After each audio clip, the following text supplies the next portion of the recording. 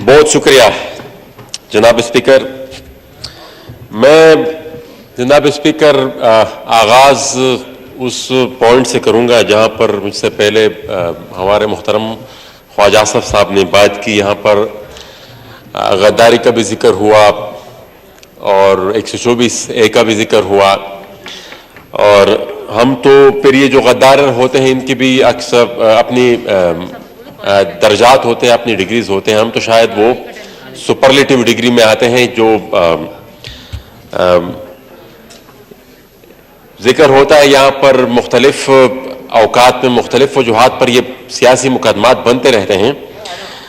मुझे ये समझ नहीं आती कि आजकल भी एक लहर चल पड़ी है और एक मौसूफ लगे हैं पूरा दिन, किसी को सिराजुद्दौला कहते हैं, किसी को न्यूट्रल या जानवर कहते हैं, कभी कुछ कहते हैं कभी कुछ कहते हैं, लेकिन वो मुस्तस्ना है इस तरीके के, इस किस्म के केसेस से, इस किस्म के मुकदमात से। तो वो उस अमल पर ये एक मोहर तस्दीक सबत होती है कि शायद इस तरीके के मुकदमात या आपकी कौमियत और या आपकी सियासी वाबस्तगी वो इस चीज को डिफाइन करती है कि आपके साथ रियासत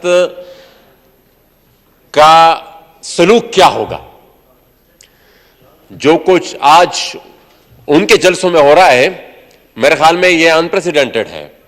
इससे मेरे ख्याल में 100वें दर्जे का आप यकीन नहीं मानेंगे, मेरे ऊपर चाय पीने पर भी ये गद्दारी का मुकदमा दर्ज हो चुका है। अब ये इंतहाई मज़ा का खेज बात है, लेकिन ये एक हकीकत है। और उसी केस में पिछले दिनों वाली वजीर की गिरफ्तारी भी शो की गई है।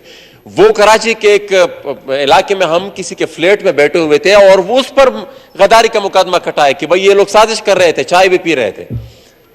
और ये जो आजकल हम सुन रहे हैं, बहरहाल ये एक बहुत लंबी डिबेट है, ये ना खत्म होने वाली डिबेट है। मैं यहाँ पर जिक्र भी हुआ परसों मेरे हल्के में शुमाली वज़ीरिस्तान में सबसे पहले ईदक गांव में एक खुदकश हमला हुआ एक फौजी कन्वाय पर, जिसमें फौजी चंद 3 फौजियों समेत वहां पर 3 बच्चों की भी शहादतें हुई है। और ये कितना खतरनाक मसला है। मैं तो जब से असम्बली का मेंबर बना हूं पहले दिन से इस बारे में मैं चीख रहा था कि भाई ये दहशतगर्दी फिर से सर पकड़ रही है, लेकिन अभी तक बदकिस्मती से कोई सीरियस डिबेट ही नहीं हुई। साथ ही साथ इस वाक़े के 2 घंटे बाद मेरे गांव डांड दरपखेल में एक ही वाक़े में 4 अफराद को टारगेट किलिंग का निशाना बनाया गया है।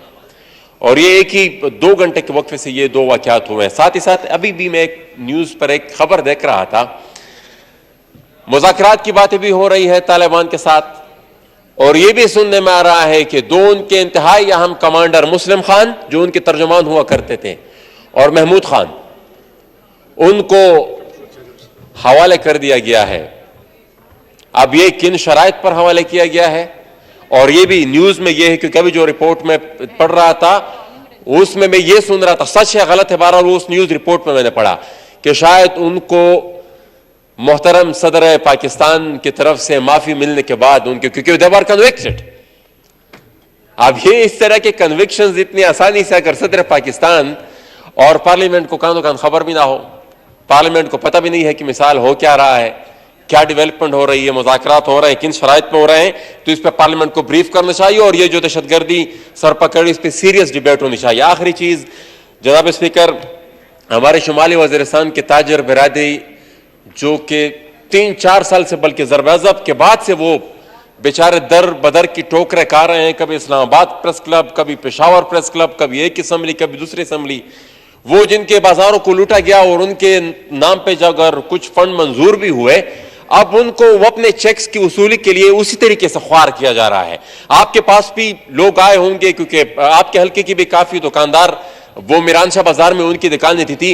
अब वो एक चेक के पीछे उनको जलीलो ख्वार किया जा रहा है। वो बेचारे हाई कोर्ट में भी गए कि भाई ये प्रोसीजर गलत है, जिस तरीके से इससे पहले चेक तकसीम हुए उस तरीके से चेक तकसीम हो, लेकिन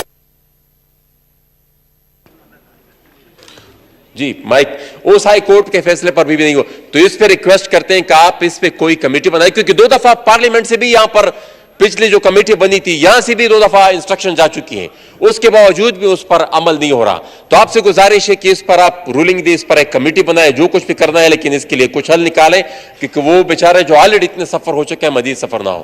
بہت شکریہ.